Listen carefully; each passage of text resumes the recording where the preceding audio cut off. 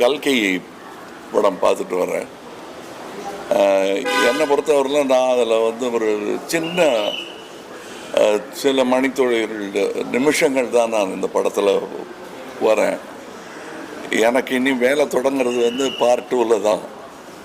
அதனால் நான் கிட்டத்தட்ட ரசிகர்கள் பார்க்குற மாதிரி தான் நானும் இதை பார்த்தேன், வியந்து பார்க்குறேன். உலக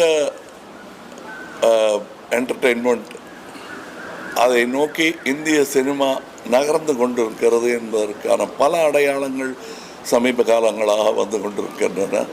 அவற்றில் ஒன்று நாக் அஸ்வின் அவர்களின் கல்கி என்று நான் நினைக்கிறேன். ஏன்னா நம்மளுடைய ஆயுதங்கள் ரொம்ப கையால் செய்த ஆயுதங்களாக இருந்தாலும் அதோடைய வலிமை உலகம் பூரா பேசப்படும் என்பதற்கு அடையாளமாக